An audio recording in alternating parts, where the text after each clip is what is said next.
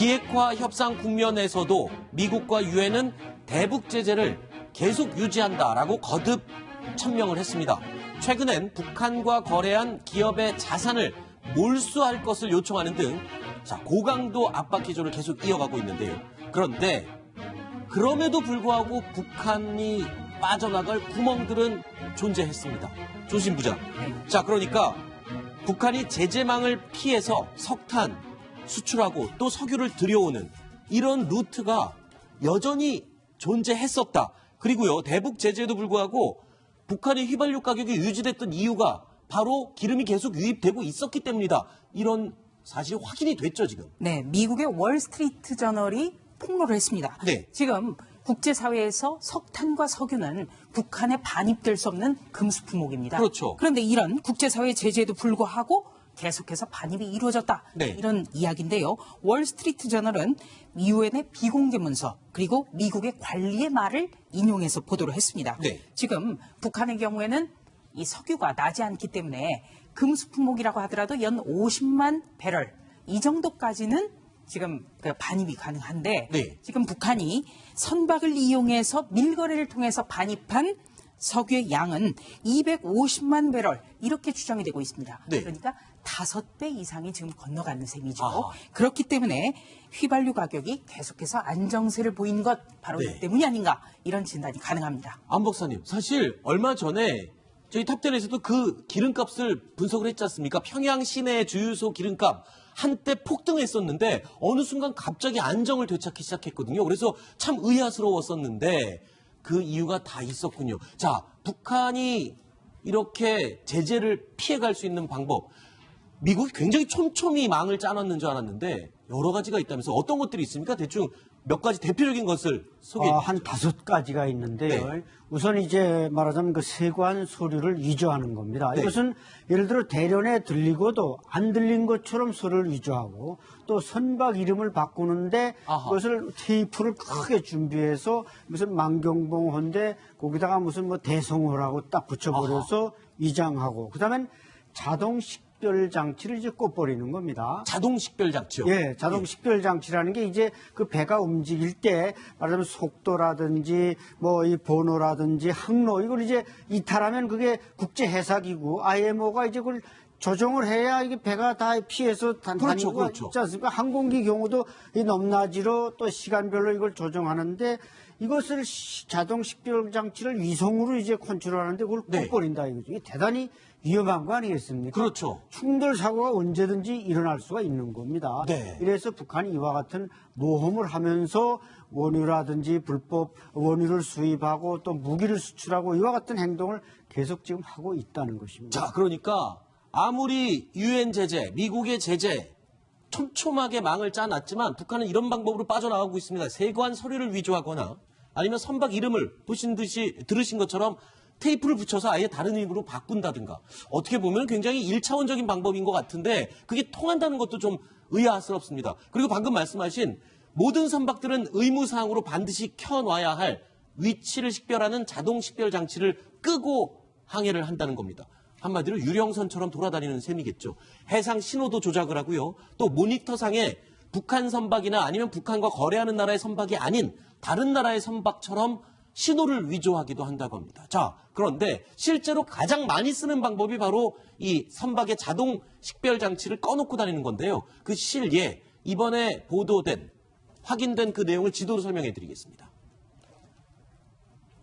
자, 중국 해상 인근에 8월 18일 수상한 배 한 척이 위치 신호를 끈 채로 2주 동안 계속 서성이고 있었습니다. 그러면서 항구에 들어오지도 않았다고 하는데요. 이 배가 갑자기 북한 쪽으로 움직입니다. 이때는 항적 정보 자체를 끈 채로 남포항에서 석탄 80만 달러어치를 싣고 끈 채로 한동안 항해를 합니다. 근데 정작 남중국해를 들어가기 직전에 다시 또 항적 기록을 켜게 됩니다. 요때만 항적이 남아있을 뿐 나머지 구간은 어디서 온 배인지 전혀 알 수가 없는 상태였겠죠. 그리고 도착하기 직전 다시 항적 기록을 끄게 됩니다.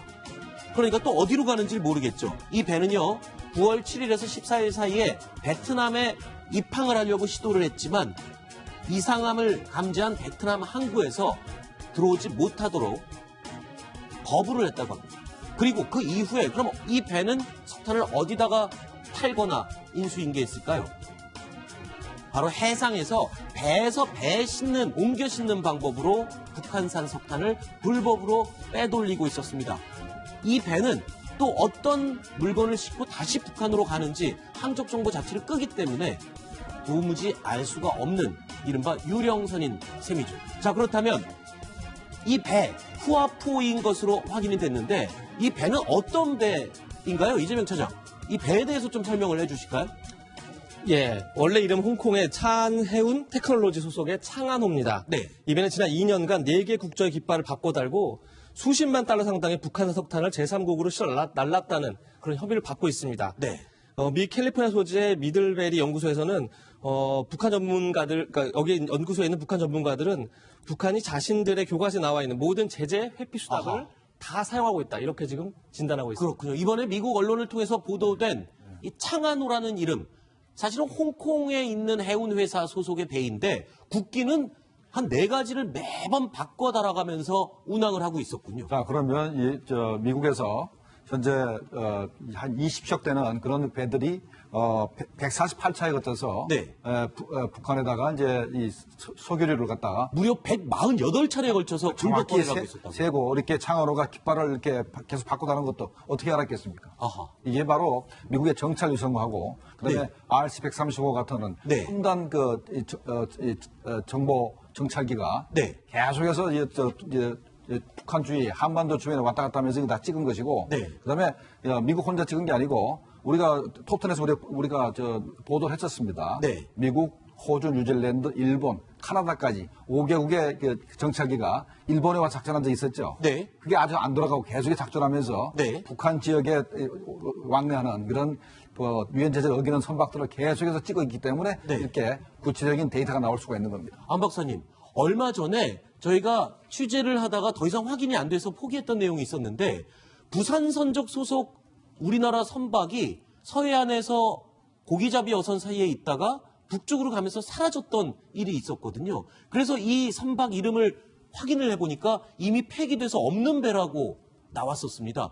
북한은 이런 식으로 선박 이름을 속이거나 아니면 위치를 속이는 방법으로 불법 거래를 계속 해오고 있었군요. 그렇죠. 이제 그것이 이제 주로 수출에서는 무연탄, 철광석과 같은 네. 지금 제재 당하고 있는 물품을 어쨌든 팔아야 돈이 되니까 그렇게 아까 이렇게 베트남까지 가고 그다음에 이제 원유를 들여올 때도 역시 해상에서 이게 외국 선박, 북한 선박의 어떤 식별 장치를 다 꼽버리고 거기서 또 넘겨받는 겁니다. 네. 이렇기 때문에 지금 북한의 뭐 평양시에 무슨 승용차가 줄어든 것도 아니고 또 원유 가격이, 석유 가격이 북한에서 한때 キ로당 6,000원인데 18,000원까지 3배가 올라서는데 지금 거의 지금 6, 8,000원에 또 거래가 되고 있다는 그렇죠. 것이죠. 그것이 다 저렇게 불법, 아하. 말하자면 제재를 피하는 기묘한 수법을 쓰기 때문에 네. 가능한 것입니다. 그런데 이런 가운데요, 굉장히 의외의 대북 제재 품목이 등장했습니다.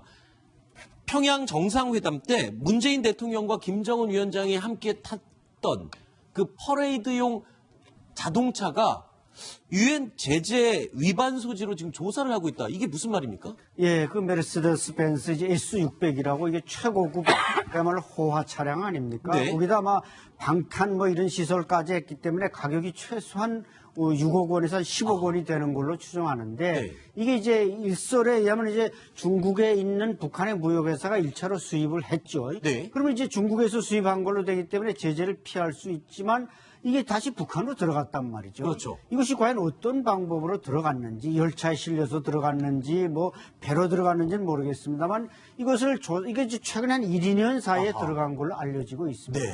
따라서 이것 역시 유엔 제재에 당연히 걸릴 수밖에 없다. 지금 얘기를 들어보니까 미국의 대북 제재가 지금 엄청나게 강화되는 것 같습니다. 저런 것까지 제재 대상으로 포함시키는 거는 좀 너무 지나친 거 아닌가요? 미국이 좀 화가 나는 게 네. 저 방탄 장치를 미국 회사가 한 겁니다. 그러니까 독일제 차를 중국 사람이 사가지고 미국에 가서 미국에서 방탄 장치를 하고 그게 다시 중국으로 수입한 척하면서 북한에 갖다 줬거든요. 네. 그래서 현재 걸린 차가 석 대입니다. 네. 김정은 위원장 전용 차량이 SUV거든요. 네. 그 2대 가지고 있습니다. 네. 그것도 위반이고 저건 바쁜 아까 오픈카, 네. 오픈카도 위반이기 때문에 아마 석 대에 대해서 조사를 할 겁니다. 이재명 차장, 심지어 우리가 답례 선물로 보냈던 아니죠. 그러니까 북한에서 북한이 먼저 선물한 송이버섯 이것도 제재 대상이 송이버섯이 한 그때 2톤 정도 갔었죠. 우리 한 네. 시권 한 15억 정도가 됐다고 했었는데 네. 그리고 우리가 이제 다시 귤을 보냈었는데 과연 이 과정 속에서 어떤 대가가 있었느냐 이런 것들을 보는 것 같고요. 이뿐이 아니라 9월 평양 정상회담 때 문재인 대통령이 만수대 창작사를 방문합니다. 네. 이곳이 뭐 하는 곳이냐면 미술 관련 이제 제품을 만드는 곳인데 그렇죠. 북한이 미술품을 해외에 팔면서 외화벌이를 하고 있다. 이런 지금 의혹이 있습니다. 아하. 그래서 만수대 창작사가 현재 대북 제재기관인데 네. 여기를 과연 대통령이 방문한 것도 문제되지 않느냐. 아. 이렇게 지금 유엔 안전보장이사에서 조사를 하고 있다는 겁니다. 그만큼- 이 얘기는 예. 미국이 정말 그러니까 아까 얘기한 것처럼 그 북한 비핵화보다 남북 교류 속도가 너무 빠른 거 아니냐 이런 거에서 우려가 네. 많지 않습니까? 결국 그래서 유엔을 통해서 지금 이런 것들을 어떻게 하면 압박하고 견제하는 게 아닌가 이렇게 봐야 할 것 같습니다.